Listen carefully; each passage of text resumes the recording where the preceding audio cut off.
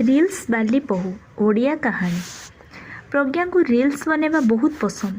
ଆଉ ସେ ଦିନ ରାତି ରିଲ୍ସ ବନେଇବାରେ ଲାଗିଥାଏ। ଖାଇବା ସମୟରେ, ପିଇବା ସମୟରେ, ଘରେ, କଲେଜରେ ସବୁଠି ରିଲ୍ସ ବନାଉଥାଏ। ରିଲ୍ସ ବନାଉଥିବାରୁ ପୁରା କଲେଜରେ ତାକୁ ସମସ୍ତେ ଜାଣନ୍ତି। ଯେତେବେଳେ ତା ରିଲ୍ ସମସ୍ତଙ୍କୁ ପସନ୍ଦ ଆସେ, କିନ୍ତୁ ସେତେବେଳେ ତା ମା' ମନୀଷା ତା ପାଇଁ ଚିନ୍ତାରେ ପଡ଼ିଯାଇଥାଏ। ସବୁଦିନ ଖାଇବା ସମୟରେ ସ୍ମିତା ଯେତେବେଳେ ରିଲ୍ସ ବନାଉଥାଏ, ସେତେବେଳେ ମନୀଷା କହେ, ଆରେ ଗୋଟେ ମିନିଟ୍ ବି ଶାନ୍ତି ନାହିଁ ଏ ଝିଅକୁ। ଆରେ ଖାଇବା ତ ଆରାମସେ ଖାଇଦେ, କିନ୍ତୁ ନାହିଁ, ଆରେ କିଛି ସମୟ ରିଲ୍ସ ନ ବନେଇଲେ ଆକାଶ ଛିଣ୍ଡି ପଡ଼ିବନି। ଆରେ ମା', ୟାକୁ ହିଁ ତ କହନ୍ତି ଦୃଢ଼ ପ୍ରତିଜ୍ଞା। ତୁ ବୁଝିପାରିବୁନି ଏସବୁ। ହେ ଭଗବାନ, ଏ ଝିଅକୁ ଟିକେ ଭଲ ବୁଦ୍ଧି ଦିଅ।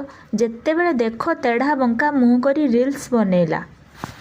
ମନୀଷାର କଥା ପ୍ରଜ୍ଞାକୁ କିଛି ବି ପ୍ରଭାବ ପକାଉନଥାଏ। ଆଉ ସେ ଖାଇତେ ଖାଇତେ ପୁଣି ତାର ରିଲ୍ସ ବନେଇବା ଆରମ୍ଭ କରିଦେଲା। ଦିନ ଗଡ଼ି ଚାଲିଲା।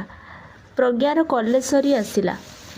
ତାପରେ ସବୁଦିନ କେହି ନା କେହି ପ୍ରଜ୍ଞାର ବାହାଘର କରିବାକୁ ପରାମର୍ଶ ଦେବାକୁ ମନୀଷାକୁ ଆସିଯାଆନ୍ତି।